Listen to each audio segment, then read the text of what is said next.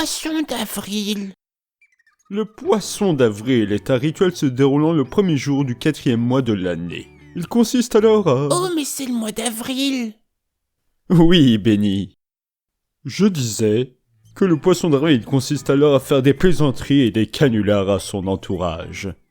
Son invention reste obscure, néanmoins l'origine la plus connue du poisson d'avril daterait de la décision de Charles X, un Gaulois donc, qui... C'est Charles IX. X, c'est 9. C'est un nombre romain. Oui, j'ai compris. Donc, Charles IX le romain... Mais c'est pas lui qui est romain, c'est le nombre. Ah, mais du coup il est bien gaulois. Si on veut, c'était le roi de la France. Bah voilà, on y arrive. Je disais donc... Le roi français, avec un nombre romain, Charles IX, décida en 1564 d'instaurer le 1er janvier comme premier jour officiel de l'année. Car en effet, il constata que selon les diocèses, l'année débutait à Noël, le 25 mars ou encore à Pâques, ce qui provoquait des confusions. Mais c'est quoi ce bordel? C'est le réveillon. Encore, mais on l'a pas fait il y a 2 semaines. Non, c'était le nouvel an chinois. Mais attends voir, si c'est le réveillon, ça veut dire qu'à la télé, il y a des bêtises. Sûrement, ouais. Super. Selon la légende, certains, pour faire preuve de résistance ou par habitude, auraient continué d'offrir leurs étrennes jusqu'en avril. Peu à peu, ces cadeaux se seraient transformés en canulars, en blagues et en plaisanteries faites aux distraits. Cependant, cette origine n'a pas été prouvée. D'autant plus que le 1er avril est fêté dans de nombreuses autres cultures. Une autre origin story viendrait du fait que, jadis, au 1er avril, avait lieu l'ouverture ou la clôture de la saison de la pêche. Bah faut savoir, c'était l'ouverture ou la clôture? Ça dépendait des pays, Benny. Pourquoi tu m'appelles Benny maintenant? C'est pour faire plus américain. Benjamin.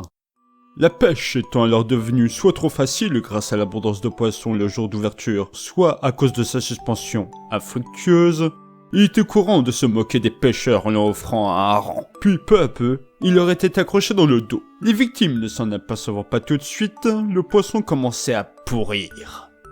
Pourtant un poisson ça pue. Comment ça se fait qu'ils s'en rendaient pas compte? L'habitude, Benny. Moi, ça fait bien des années que je me coltine un truc gluant et puant qui me pose sans arrêt des questions à la con et pourtant je m'y suis fait. Pas vrai, gamin? Pour revenir à nos moutons, ou plutôt à nos harengs, là encore, cette hypothèse serait un mythe. Toutefois, la tradition de se faire des farces lors de festivités existe depuis belle lurette. À savoir que le 1er avril tombe 12 jours après l'équinoxe de printemps. Cette journée célébrait le dieu du rire chez les Grecs, et était consacrée aux farces, aux fous et à l'inversion des rôles. Il était donc fort possible que cette fête trouve son origine... Tu peux me dire ce que tu fais là? Bah t'as dit inversion des rôles, je me suis dit ça serait rigolo de... Oui bah non, coucou panier. Il est donc fort possible que cette fête trouve son origine dans l'Antiquité. D'ailleurs, aujourd'hui, cette fête est universelle. Les anglo-saxons ont leur April Fool's Day. Les Allemands ont leur Aprilscherz. La Dia das Mentiras est partagée par le Portugal et le Brésil, alors qu'au Japon, on célèbre Bangsetsu. la saison des 10 000 absurdités. Waouh, tu parles japonais? はい、私は日本語を流暢に話します。 Quoi? Oui, je parle japonais couramment. Hein? 愚かな子供。 Le 1er avril est aussi l'une des fêtes les plus populaires, glorifiée par les enfants, Oh, comme moi. qui n'hésitent pas à faire preuve de toute la roublardise qu'on leur connaît afin de provoquer le rire, se distinguant notamment en accrochant des poissons en papier dans le dos des gens. Célébré aussi par la communauté adolescente, comme Constantin, 15 ans, qui pour troller, poste sur l'internet qu'il aimerait bien voir un 4e volet de Retour vers le futur. Non. Par les adultes, comme Michel qui remplace le sucre par du sel à la salle de pause. Eh ben moi une fois j'ai acheté des biscuits sans gluten. Et Bah rien. Enfin, n'oublions pas les différents médias qui, en quête de buzz, Personne n'en voulait à la maison. redoublent d'imagination pour inventer des canulars tout à fait excentriques. Du coup, je les ai mangés. Tout le monde connaît l'arbre à spaghetti, C'était bon. un reportage diffusé sur la BBC en 1957. Les ai tartinés de pâte choco-noisette sans huile de palme. Cette même BBC qui, en 1980, Par contre, après, j'ai gonflé. rapporte qu'il est envisagé de remplacer l'horloge de Big Ben par une horloge digitale. Du coup, j'étais à l'hôpital.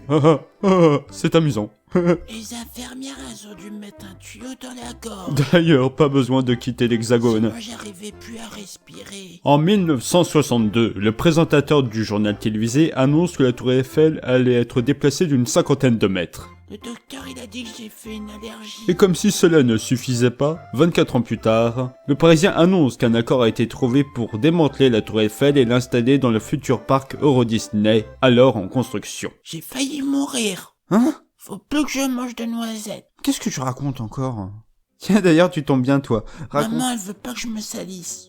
Quoi? T'as dit tu tombes bien. Maman, elle veut pas Oh, que... mais chut, raconte ce que t'as dit à maîtresse, là. De quoi? Le poisson d'avril du burger. Ah oui. Voilà, allez, vas-y, raconte. Vas-y. En fait, le 1er avril 1998, il y a eu une publicité aux En fait, il y a États-Unis. Burger King qui annonce le lancement d'un hamburger qui se tient de la main gauche. Ils disent même qu'il contient les mêmes ingrédients mais tournés à 180 degrés. Et le jour même, des milliers de clients s'étaient précipités dans le restaurant pour réclamer le nouveau burger pour les gauchers, tandis que les autres clients se sentaient obligés de leur faire, quand ils faisaient leur commande, de préciser qu'ils voulaient un sandwich normal mais pour les droitiers quoi. Burger King, ils se sont sentis obligés de publier un communiqué de presse annonçant que c'était un canular. C'était poilant, hein. Oui, bah je sais, c'est moi qui te l'ai raconté. Ah oui, pardon. Et au fait, Benjamin, tes parents sont morts, homme. Quoi? Non, non. Poisson d'avril. Tu m'as bien eu. Quelle fête magnifique. Ça oui alors. En plus, si j'avais voulu être exact, j'aurais dû dire tes parents adoptifs sont morts. Ah.